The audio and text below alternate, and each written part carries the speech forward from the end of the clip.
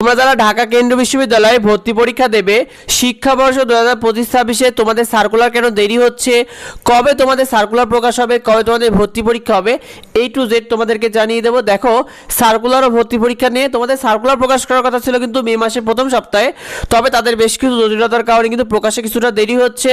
তবে প্রকাশ করা মাত্র আমি তোমাদেরকে সবার আগে জানিয়ে দেবো শিক্ষার্থী, এই ধরনের টেনশনে কিছু নেই।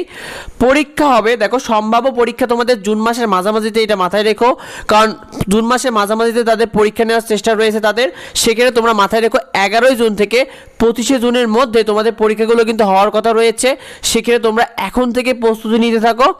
আর তোমাদের পরীক্ষার কেন্দ্র কোথায় হবে, তোমাদের পরীক্ষা কিন্তু ঢাকাতে এসে দিতে হবে। অন্যান্য পরীক্ষা তোমরা যেমন গুচ্ছের পরীক্ষা সারা বাংলাদেশে বিভিন্ন বিশ্ববিদ্যালয়ে দিতে পেরেছো, বাট ঢাকা কেন্দ্রীয় বিশ্ববিদ্যালয়ের ভর্তি পরীক্ষা কিন্তু এর আগের বছর ঢাকাতে হয়েছে এবং এবছরও ঢাকাতে হওয়ার সম্ভাবনা রয়েছে। শিক্ষার্থীরা তোমাদেরকে জানিয়ে দিই আবেদনের নিয়ম। দেখো আবেদনের ফি কিন্তু 800 টাকা, অর্থাৎ গত বছরে যারা আবেদন করেছিল তাদেরও ফি 800 টাকা ছিল এবং এবছরও তোমাদের 800 টাকায় আবেদনের ফি হতে পারে। শিক্ষার্থী আবেদনের সময় তোমাদের মে মাসে, অর্থাৎ মে মাসে আবেদন হতে পারে এবং 10 থেকে 15 দিন তোমরা সময় পেতে পারো। নেগেটিভ নাম্বার 0.25, অর্থাৎ 4টা ভুল গেলে একটা নাম্বার কাটা। তোমাদের কি সেকেন্ড টাইমার আছে? অবশ্যই তোমাদের সেকেন্ড টাইমার রয়েছে। তোমরা অনেক বেশি কনফিউশনে রয়েছে যে তোমাদের সেকেন্ড টাইমার আছে কিনা, অবশ্যই তোমাদের সেকেন্ড টাইমার রয়েছে। তোমরা যারা এসএসসি 2020, 21, 22 ও 23 এবং এইচএসসি 2024-25 পরীক্ষা দিয়েছো, তোমরা সবাই পরীক্ষা অংশগ্রহণ করতে পারবে।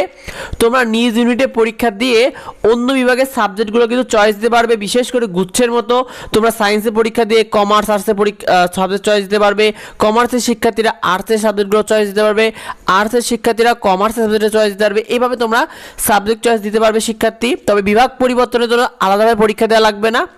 তোমাদেরকে জানিয়ে দিই ভর্তি সম্পর্কিত বিষয় নিয়ে, তোমাদের ল, সিএসসি, ইঞ্জিনিয়ারিং এইগুলো থাকবে কিনা এগুলো এখনও চূড়ান্ত হয়নি। চূড়ান্ত হলে তোমাদেরকে আমরা এগুলো জানিয়ে দেব। শিক্ষার্থী সিলেবাসটা তোমাদের শর্ট সিলেবাস হবে, অর্থাৎ এইচএসসি 2025 যে সিলেবাসটা ছিল সেই সিলেবাসের আলোকে তোমাদের ভর্তি পরীক্ষাটা হবে। তোমাদের 100 নম্বরের এমসিকিউ ভর্তি পরীক্ষা হবে। আর এসএসসি এইচএসসি মিলে তোমাদের জিপিএর উপর থাকবে 20 নম্বর। শিক্ষার্থী এটা মাথায় রেখো।